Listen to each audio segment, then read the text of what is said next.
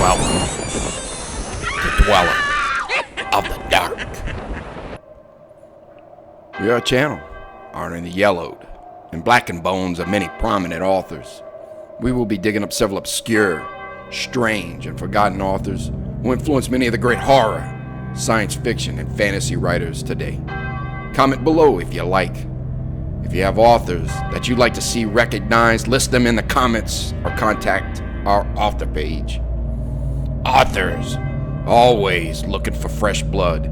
Subscribe and contact us for more information. Subscribe for more tales of the horrifying, obscure, strange, and forgotten. We'll have quite a collection climbing out of the tombs. If you like any of our tales, crush or cut the like button below. Check out our other stories on YouTube and our websites. YouTube, Dweller of the Dark. Official website, dwellerofthedark.com. You can find us on Facebook at Jeffrey LeBlanc, Horror Writer. Find our books on Amazon and Kindle. Follow us on Twitter, Instagram, Patreon, and Bandcamp. And now, Rumble. A terrified man encounters the curse of Scarabaeus after stealing a mummy. A father and son pay a terrible price for angering the god Anubis. And a robber of tombs is left to die alone in the desert after encountering the Faceless God, as we continue a series of Egyptian tales from Robert Bloch. This one may incur the wrath of the Egyptian gods. Our second episode is The Opener of the Way. This horrific tale, published in the October 1936 issue of Weird Tales, continues our Robert Bloch Egyptian series. As stated by Weird Tales, a tremendous tale about the dread doom that overtook an archaeologist in that forgotten tomb beneath the desert sands of Egypt. The story concerns an archaeologist, Sir Ronald Barton, and his son Peter as they find the lost tomb of Anubis. What dark secrets will Sir Ronald and Peter find in the tomb of Anubis?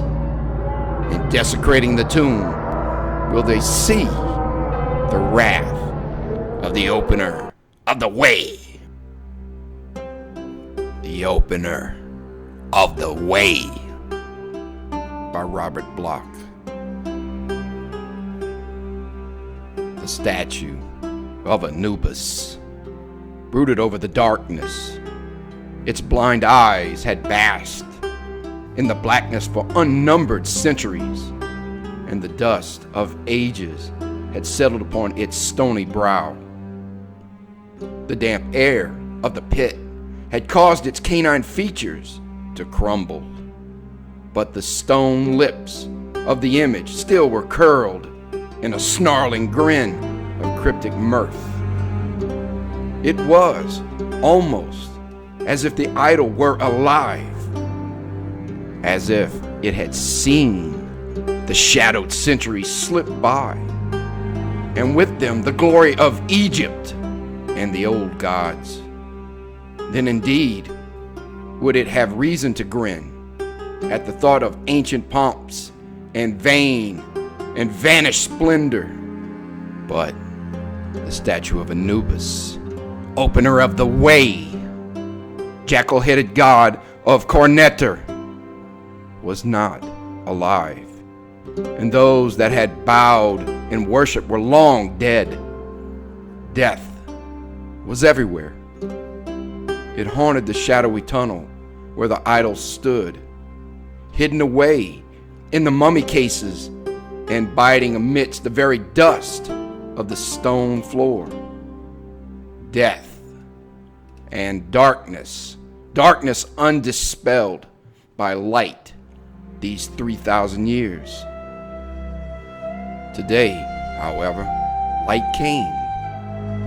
It was heralded by a grating clang as the iron door at the further end of the passageway swung open on its rusted hinges, swung open for the first time in 30 centuries.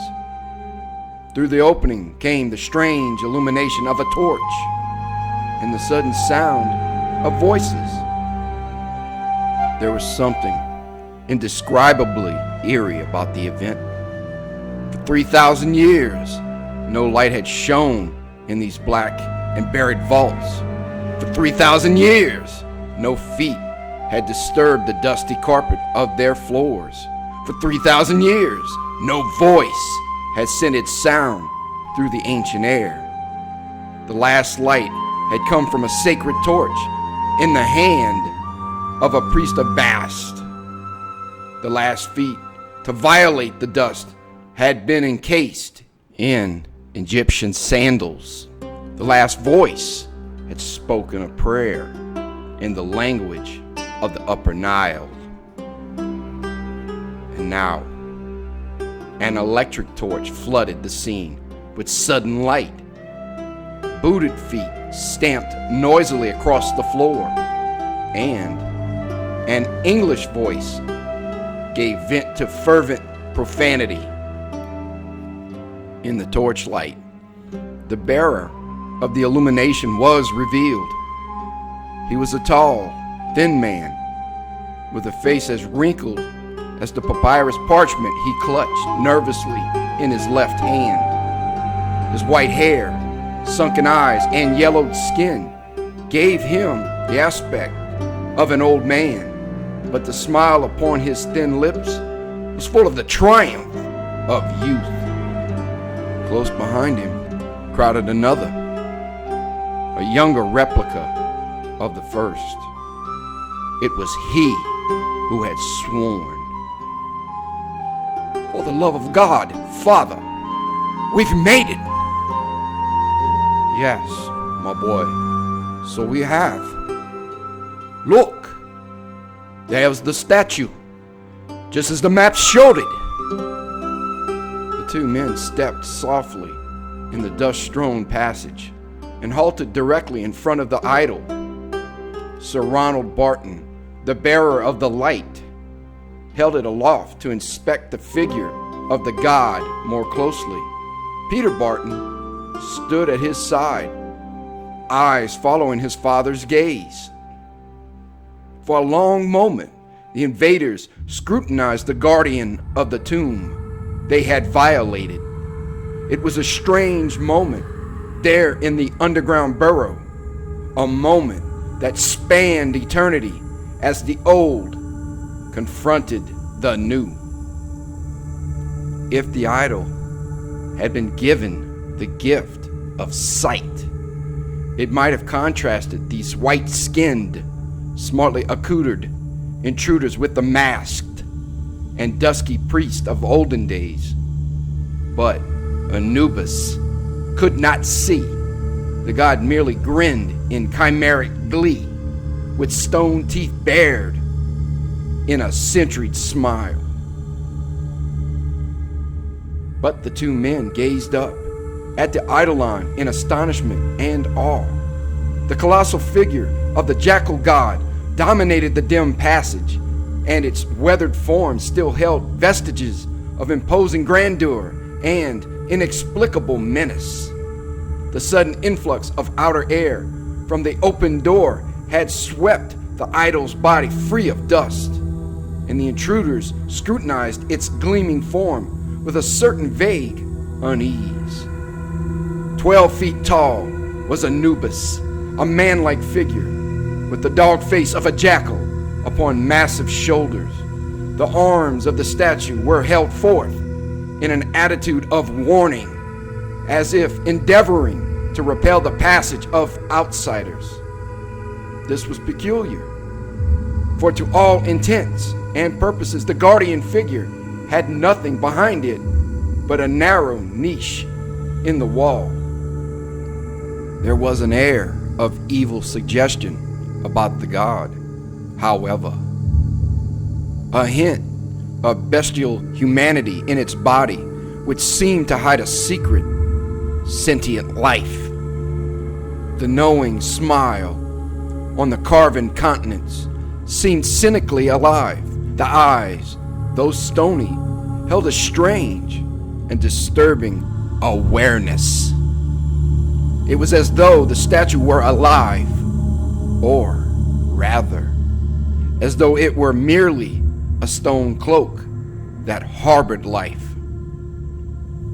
The two explorers sensed this without speaking, and for a long minute they contemplated the opener of the way uneasily.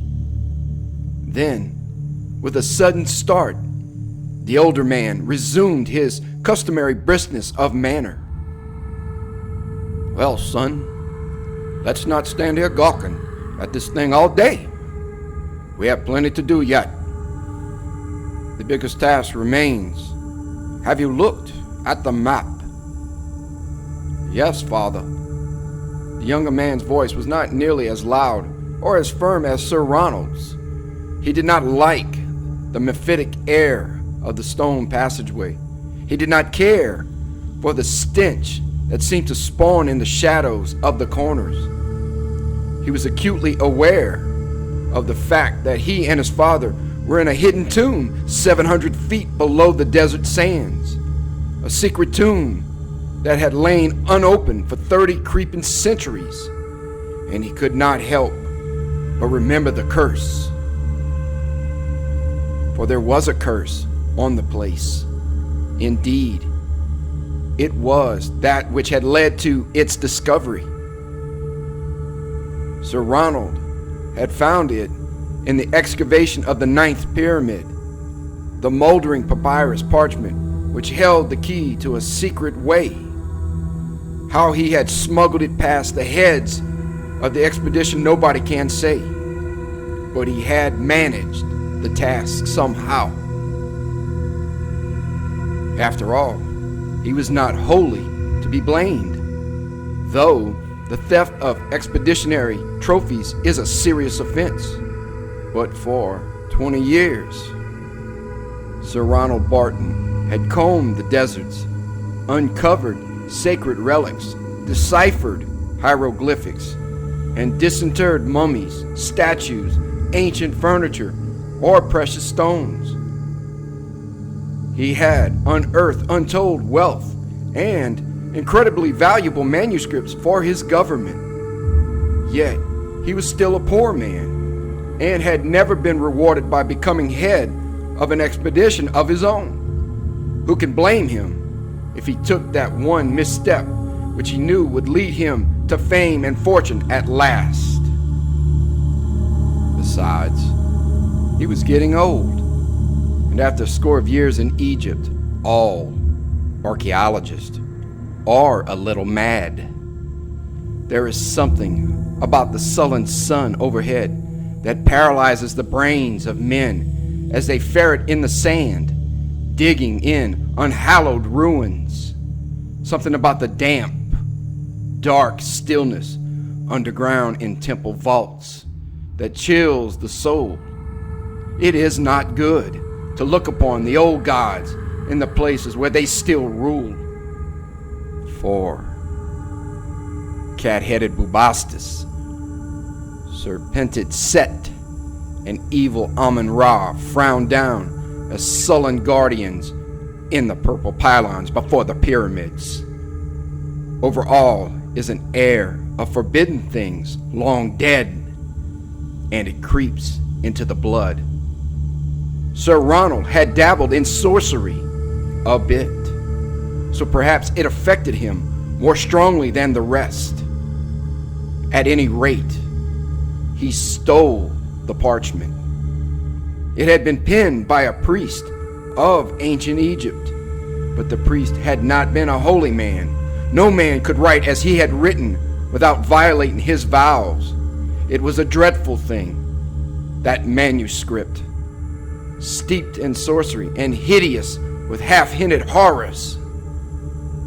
The enchanter who had written it alluded to gods far older than those he worshipped. There was mention of the demon messenger and the Black Temple, coupled with the secret myth and legend cycles of pre-Adamite days. For just as the Christian religion has its Black Mass, just as every sect has its hidden devil worship, the Egyptians knew their own darker gods. The names of these accursed ones were set forth, together with the orisons necessary for their invocation. Shocking and blasphemous statements abounded in the text. Threats against the reigning religion and terrible curses upon the people who upheld it. Perhaps that is why Sir Ronald found it buried with the mummy of the priest. Its discoverers had not dared to destroy it because of the doom which might befall them. They had their way of vengeance, though, because the mummy of the priest was found without arms, legs, or eyes, and these were not lost through decay. Sir Ronald, though he found the above-mentioned portions of the parchment intensely interesting, was much more impressed by the last page.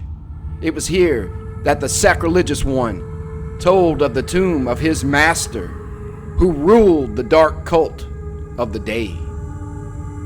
There were a map, a chart, and certain directions. These had not been written in Egyptian, but in the cuneiform chirography of Chaldea.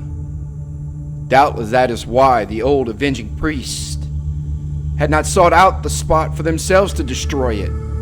They were probably unfamiliar with the language, unless they were kept away by fear of the curse.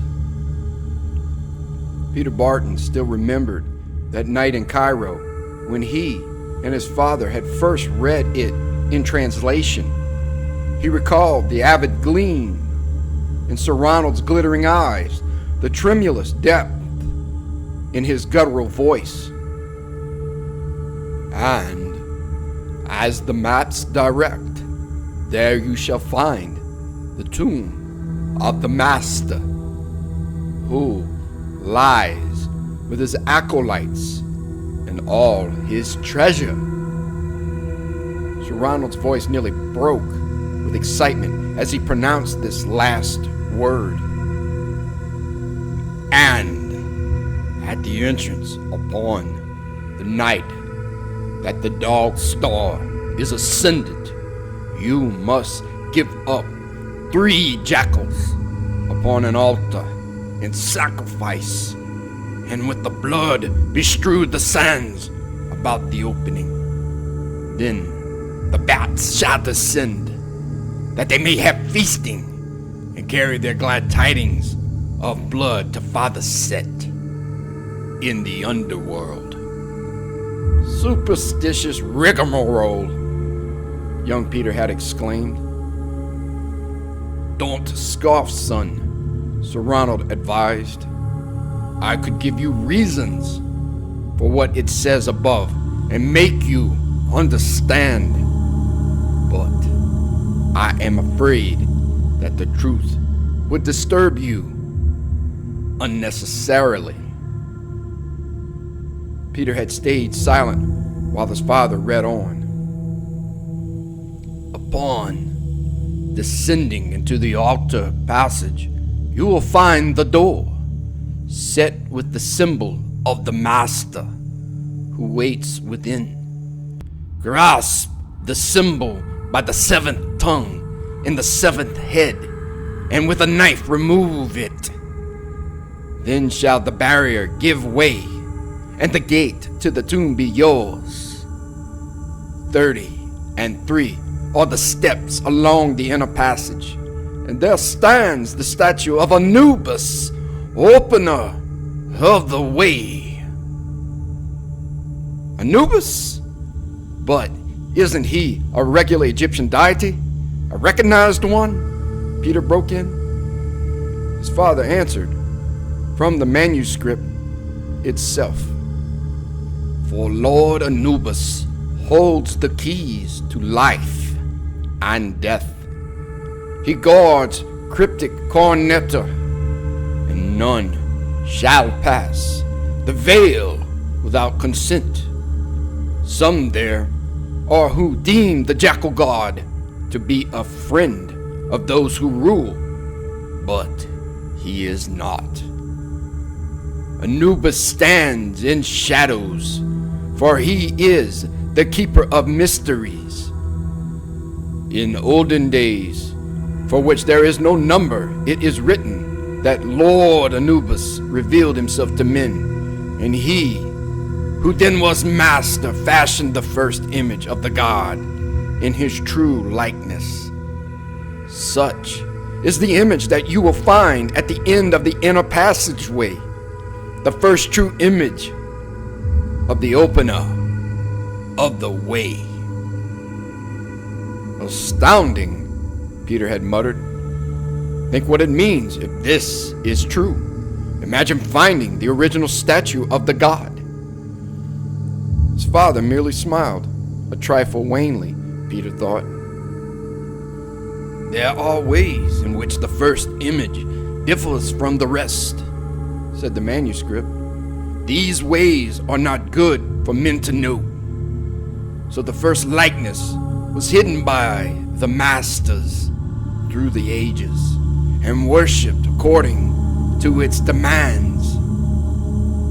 But now that our enemies, may their souls and vitals rot, have dared profane the rites the master saw fit to hide the image and bury it with him when he died. Sir Ronald's voice quivered as he read the next few lines. But Anubis does not stand at the head of the inner passage for this reason alone. He is truly called the opener of the way, and without his help none may pass to the tomb within. Here the older man stopped completely for a long moment. What's the matter? Inquired Peter impatiently. I suppose there's another silly ritual involving the statue of the god, eh? His father did not answer, but read on to himself silently. Peter noticed that Sir Ronald's hands trembled as he held the parchment, and when the older man looked up, at last his face was very pale. Yes, my boy, he replied huskily. That's what it is, another silly ritual. But no need to bother about it until we get to the place itself. You mean to go there? Discover the spot? Asked the young man eagerly. I must go there. Sir Ronald's tone was constrained. He glanced again at the last portion of the parchment. But beware, for those who do not believe shall die. Past Lord Anubis, though they may, still he shall know and not permit of their return unto the world of men. For the eidolon of Anubis is a very strange one indeed, and holds a secret soul. The old archaeologist blurted out these last words very quickly, and immediately folded up the parchment again. After that, he had deliberately turned the talk to practical affairs, as if seeking to forget what he had read. The next weeks were spent in preparation for the trip to the south, and Sir Ronald seemed to avoid his son, except when it was necessary to converse with him on matters pertaining directly to the expeditionary affairs. But Peter had not forgotten. He wondered what it was his father had read silently, that secret ritual which would enable one to pass beyond the opener of the way. Why had his father blanched and trembled, then quickly changed the subject to saner things? Why had he guarded the parchment so closely? And just what was the nature of the curse the manuscript mentioned at the last? Peter pondered these questions a great deal, but he had gradually dispelled his stronger fears because of the necessary preoccupation with technical details which the organizing of their expedition subsequently entailed. Not until he and his father were actually in the desert did his misgivings return. But then they plagued him mightily. There is an air of eon-spawned antiquity about the desert, a certain aura of the ancient, which makes one feel that the trivial triumphs of man are as fleeting and quickly obscured as his footprints in the shifting sand. In such places, there descends upon the soul a sphinx-like brooding, and somber soliloquies rise unrepressed to rule the mind. Young Peter had been affected by the spell of the silent sands. He tried to remember some of the things his father had once told him concerning Egyptian sorcery and the miraculous magic of the high priest. Legends of tombs and underground horrors took on a new reality here in the place of their birth.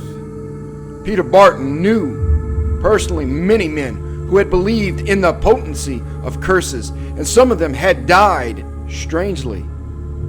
There was the Tutankhamun affair, and the Pot Temple scandal, and the terrible rumors concerning the end of that unsavory adventurer, Dr. Stugace. At night, under the spying stars, he would recall these and similar tales, then shudder anew at the thought of what might lie before him. When Sir Ronald had made camp at the spot designated by the map, there had been new and more concrete terrors. That first night, Sir Ronald had gone off alone into the hills behind the tents. He bore with him a white goat and a sharp knife. His son, following, had come upon the old man after a deed had been done, so that the sand had been given to drink. The goat's blood shone horribly in the moonlight, and there was a red glare of corresponding violence in the slayer's eyes.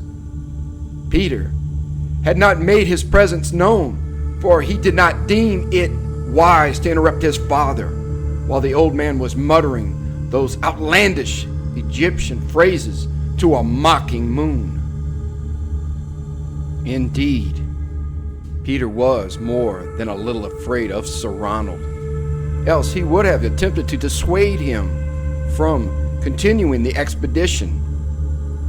But there was something in Sir Ronald's manner which hinted at a mad, unthwartable determination. It was that which made Peter keep silent, that which held him from bluntly asking his father the true details about the parchment's mysterious curse.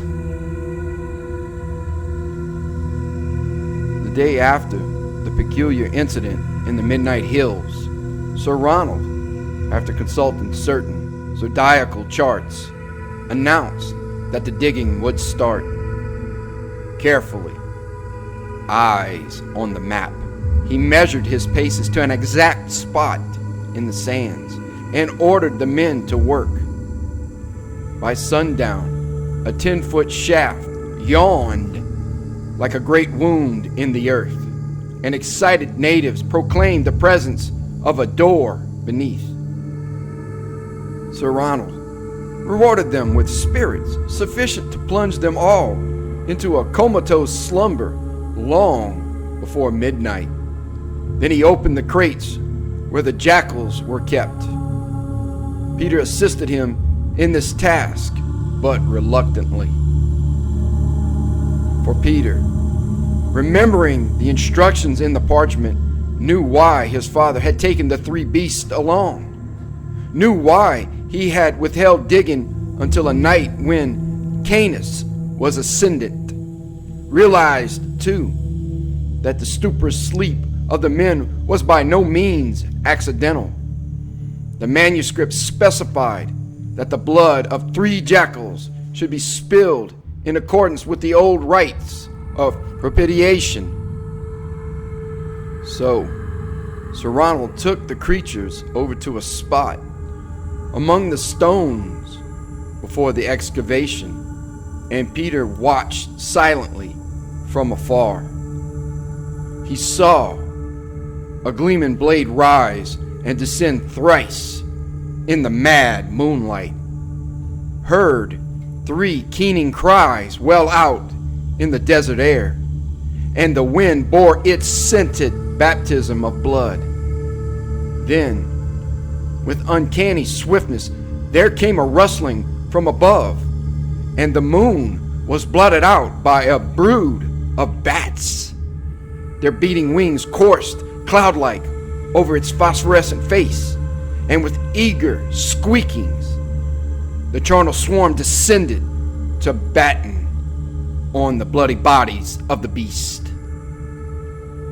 That terrible scurrying and tittering, coupled with a gust of ghoulish stench, made Peter reel with uncontrollable nausea.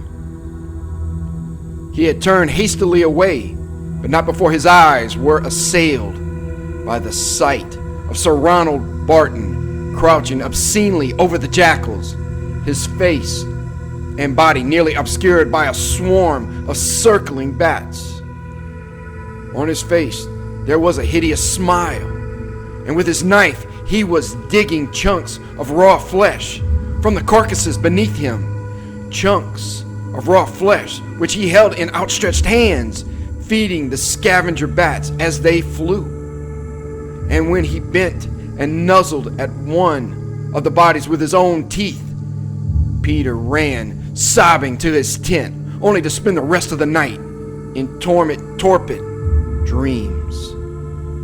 The next morning, he noticed that his father's lips were unnaturally red. 2. That day they had descended to the outer door. Neither Peter nor his father spoke of what had occurred the previous night, and the men ascribed their sleep to the spirits alone. Evidently, Sir Ronald had disposed of the fleshy remnants and bones of his victims before retiring, for there was now naught visible around the stones of the opening, and the terrible clinging odor of decay might very well be ascribed to the noisome emanations of the pit below. By this time, Peter, whose nerves were near the breaking point, was too much afraid of his father to demur when ordered to descend to the floor of the excavation. Undoubtedly, the elder man was in the grip of a severe aberration, but Peter, who really loved his father, thought it advisable not to provoke him by refusing to obey. He did not like the idea of going down into that chasm, for the seeping smell was distressingly repulsive. But the stench below was 1,000 times more bearable than the sight of the dark door through which it had slithered. This evidently was the door to the outer passageway that the manuscript had mentioned. All at once Peter knew what was meant by the allusion to the 7th tongue and the 7th head, and wished that the meaning had remained forever obscured from his brain. For the door was set with a silver symbol framed in the familiar ideography of Egyptological lore. This central symbol consisted of the heads of the 7 principal Egyptian gods: Osiris, Isis, Ra, Bast, Thoth, Set, and Anubis. But the horror lay in the fact that all 7 heads protruded from a common body, and it was not the body of any god heretofore known in myth. It was not anthropomorphic, that figure. It held nothing that ate the human form, and Peter could recall no parallel in all the Egyptian cosmology or pantheon which could be remotely construed to resemble this utterly alien horror. The chaotic abhorrency it induced cannot be ascribed to anything which may be put into words. The sight of it seemed to send little tentacles of terror through Peter's eyes, tiny tentacles that took root in his brain, to drain it dry of all feeling save frantic fear. Part of this may have been due to the fact that the body appeared to be constantly changing, melting, that is, from one indescribable shape to another. When viewed from a certain angle, the form was that of a Medusa-like mass of serpents. A second gaze revealed that the thing was a glistening array of vampiric flowers with gelid, protoplasmic petals that seemed to weave in blob-like thirst for blood. A third scrutiny made it appear that the formless mass was nothing but a chaotic jumble of silver skulls. At another time, it seemed to hold a certain hidden pattern of the cosmos. Stars and planets so compressed as to hint at the enormity of all space beyond.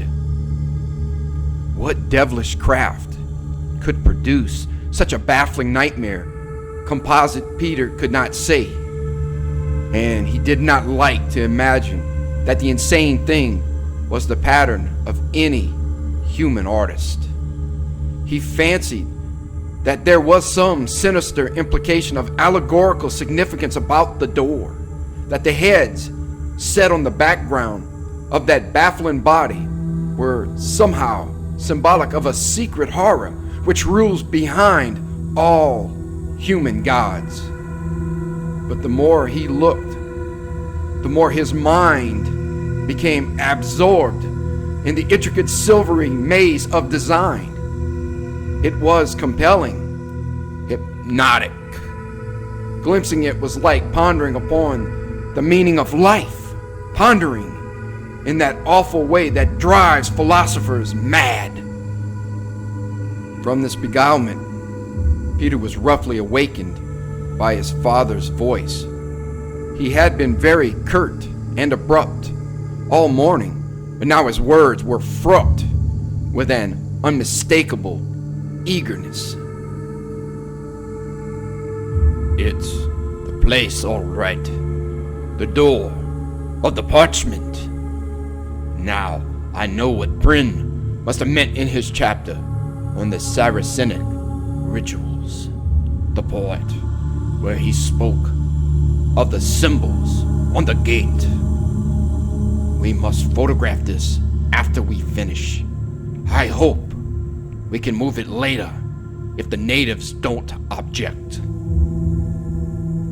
There was a hidden relish in his words which Peter disliked and almost feared.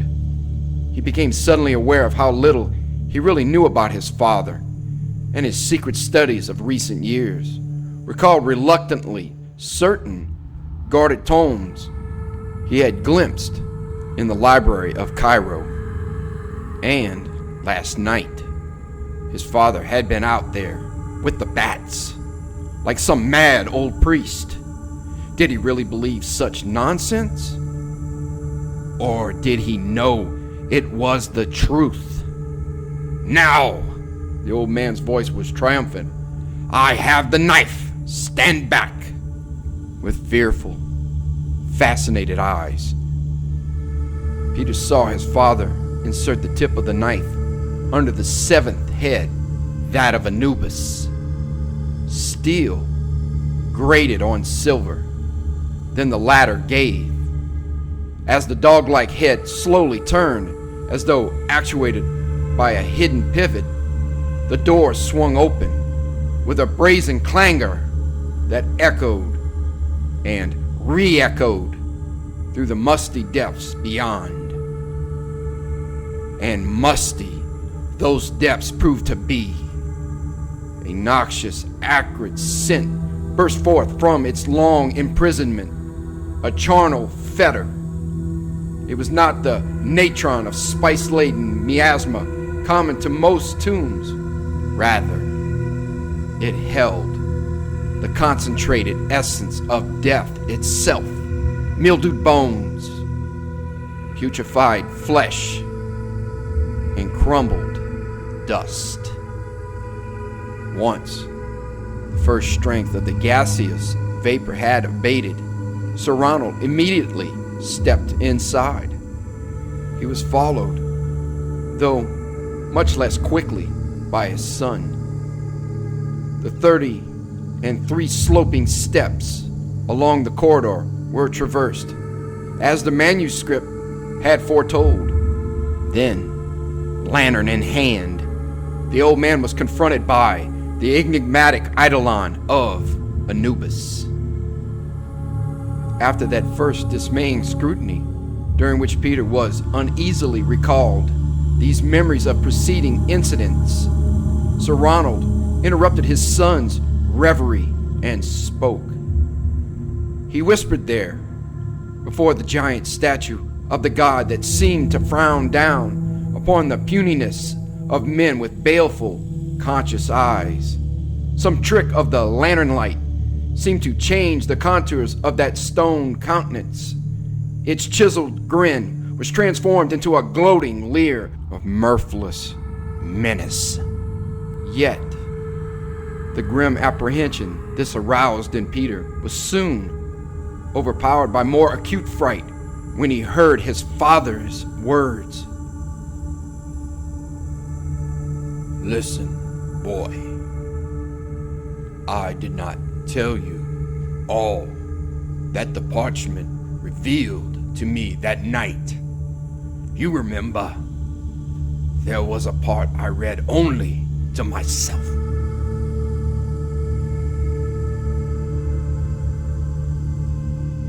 Well, I had reasons for not letting you know.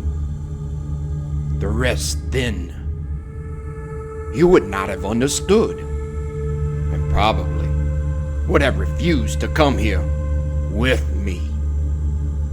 I needed you too much to risk that. You don't know what this moment means to me, my son. For years, I've worked and studied in secret over things which others scoff at as superstitious fancies. I believed, however, and I have learned, there are always lurking truths behind every forgotten religion, distorted facts which can be rationalized into new concepts of reality. I've been on the trail of something like this for a long time. I knew that if I could discover a tomb like this, it must surely contain proofs which would convince the world. There are probably mummies within, the bodies of this cult's secret leaders. That's not what I'm after, though. It's the knowledge that's buried with them. The papyrus manuscripts that hold forbidden secrets. Wisdom the world has never known. Wisdom and power. Sir Ronald's voice was shrill with unnatural excitement. Power! I have read about the inner circles of the Black Temple and the cult that was ruled by those designated as masters in this parchment. They were not ordinary priests of magic. They had traffickings with entities from outside human spheres. Their curses were feared and their wishes respected. Why? Because of what they knew. I tell you, in this tomb we may find secrets that can give us the mastery over half the world. Death rays and insidious poisons, old books and potent spells whose efficacy may bring a renaissance of primal gods again. Think of it. One could control governments, rule kingdoms, destroy enemies with that knowledge. And there will be jewels, wealth and riches undreamt of, the treasure of 1,000 thrones. He is quite mad, Peter thought. For a moment, he entertained a frantic impulse to turn and run back through the corridor. He wanted to see the sanity of a sun overhead and feel a breath of air on his brow that was not dust polluted by dead centuries. But the old man grasped him by the shoulders as he mumbled on, and Peter was forced to remain. You don't understand, I see. Perhaps it's for the best, but no matter. I know what I'm about. You will, too, after I do what is necessary. I must tell you now what the parchment said. That portion of it which I did not read aloud. Some inner instinct screamed silent warnings in Peter's brain. He must get away. He must. But his father's grip was firm, though his voice trembled. The part I refer to is that which tells one how to get past this statue and into the tomb itself. No, nothing can be discovered by looking at the thing. There's no secret passage behind it. No levers concealed in the body of the god. The master and his acolytes were cleverer than that. Mechanical means are of no avail. There's only one way to enter into the tomb beyond, and that is through the body of the god itself. Peter gazed again into the mask-like countenance of Anubis. The jackal face was contorted in cunning comprehension. Or was it only a trick of the light? His father hurried on. That sounds queer, but it's the truth. You remember what the parchment said about this statue being the first one, different from the rest? How it emphasized the fact that Anubis is the opener of the way, and hinted at its secret soul? Well, the next lines explain that. It seems that the figure can turn upon a pivot and open a space behind it into the tomb, but only when the idol is animated by a human consciousness. They were all mad, Peter knew. He, his father, the old priest, and the statue itself, all insane entities in a world of chaos. That means only one thing. I must hypnotize myself by gazing at the god. Hypnotize myself until my soul enters its body and opens the way beyond. Peter's blood was frozen ice in his veins. It's not so bizarre a conception at that. The yogis believe that in their trances they incarnate themselves with the Godhead. The self-hypnotic state is a religious manifestation among all races, and mesmerism is a scientific truth, a truth known and practiced thousands of years before psychology was postulated as an organized study. These priests evidently knew the principle. So that is what I must do. Hypnotize myself so that my soul or consciousness enters the image. Then I shall be able to open the tomb behind. But the curse, Peter muttered, finding his voice at last. You know what it says about a curse on unbelievers? Something about Lord Anubis being a guardian, as well as an opener of the way. What about that? Sheer humbug.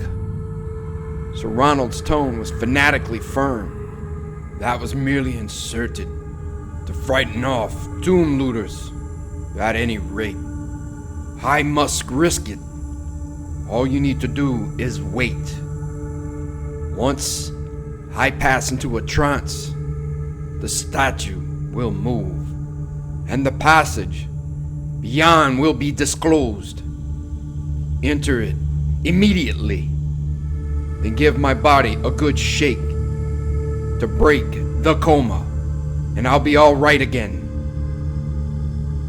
There was in his father's words an authority which could not be denied. So Peter held the lantern aloft and allowed its beams no play over the face of Anubis.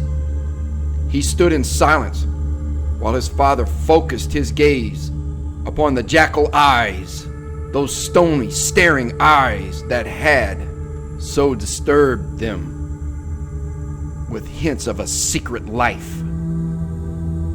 It was a terrible tableau. The two men, the 12-foot god, confronting each other in a black vault beneath the earth. Sir Ronald's lips moved in fragments of ancient Egyptian prayers. His eyes were fixed upon a nimbus of light that had settled about the canine forehead. Gradually, his stare became glassy. Nictation ceased, and the pupils glowed with a peculiar nyctaloptic fire. The man's body sagged visibly, as if it were being vampirically drained of all life. Then, to Peter's horror, a pallor overspread his father's face, and he sank down silently upon the stone floor. But his eyes never left those of the idol.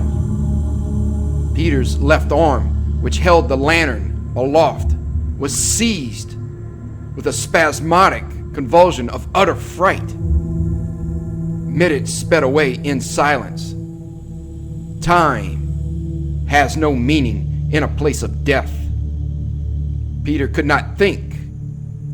He had seen his father practice self-hypnosis before, with mirrors and lights.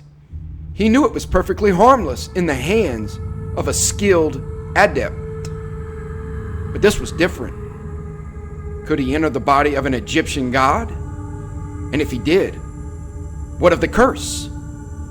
These two questions reverberated like tiny voices somewhere in his being, but they were engulfed by overpowering fear. This fear rose to a mad crescendo as Peter saw the change occur. All at once, his father's eyes flickered like dying fires, and consciousness went out. But the eyes of the god, the eyes of Anubis, were no longer stone. The Cyclopean statue was alive. His father had been right. He had done it, hypnotized his consciousness into the body of the idol. Peter gasped as a sudden thought slithered into his brain. If his father's theory had been correct so far, then what about the rest? He had said that once inside the figure, his soul would direct it to open the way. But nothing was happening. What was wrong? In panic, Peter bent down and examined the body of his father. It was limp, cold, and lifeless. Sir Ronald was dead. Unbidden, Peter remembered the parchment's cryptic warnings. Those who do not believe shall die. Pass, Lord Anubis, though they may, still he shall know and not permit of their return unto the world of men. For the eidolon of Anubis is strange indeed, and holds a secret soul. A secret soul. Peter, terror throbbing in his temples, raised the lantern aloft and looked once more into the god's face. Again he saw that the stony, snarling mask of Anubis held living eyes. They glittered bestially, knowingly, evilly, and Peter, seeing them, went berserk. He could not think. All he knew was that his father was dead, and this statue had somehow killed him and come alive. So Peter Barton suddenly rushed forward, screaming hoarsely, and began to beat upon the stone idol with futile fist. His bleeding, lacerated knuckles clawed at the cold legs, but Anubis did not stir. Yet his eyes still held their awful life. The man cursed in sheer delirium, babbling in a tortured voice as he started to climb up to that mocking face. He must know what lay behind that gaze, see the thing and destroy its unnatural life. As he climbed, he sobbed his father's name in agony. How long it took him to reach the top, he never knew. The last minutes were merely a red blur of nightmare frenzy. When he recovered his senses, he was clinging precariously to the statue's neck, his feet braced on the belly of the image, and he was still staring into those dreadful living eyes. But even as he gazed, the whole face was twisting into a sudden ghastly life. The lips drew back into a cavern of cackling mirth, and the fangs of Anubis were bared in terrible avid lust. The arms of the god crushed him in a stone embrace. The claw-like fingers tightened about his quivering, constricted throat. The gaping muzzle ravened as stone teeth sank jackal-like into his neck. Thus, he met his doom, but it was a welcome doom after that final moment of revelation. The natives found Peter's bloodless body lying crushed and crumpled at the idol's feet, lying before the statue of Anubis like a sacrifice of olden days. His father was beside him, and he too was dead. They did not linger there in the forbidden, forgotten fastness of that ancient crypt, nor attempt to enter into the tomb behind. Instead, they reclosed the doors and returned home.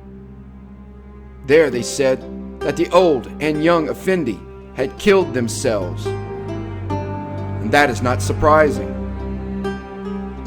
There were really no other indications for them to go by.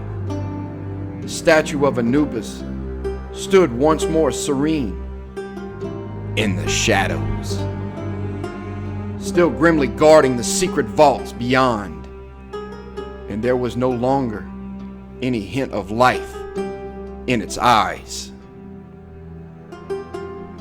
And so, there's none who knows what Peter Barton knew just before he died.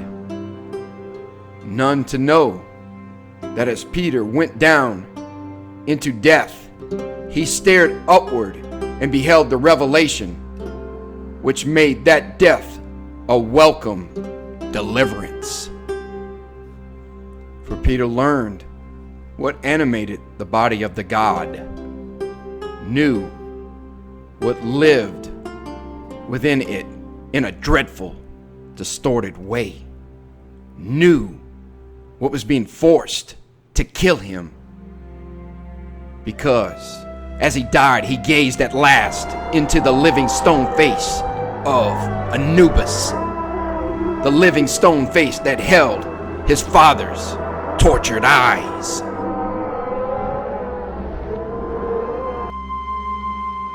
Thank you for listening.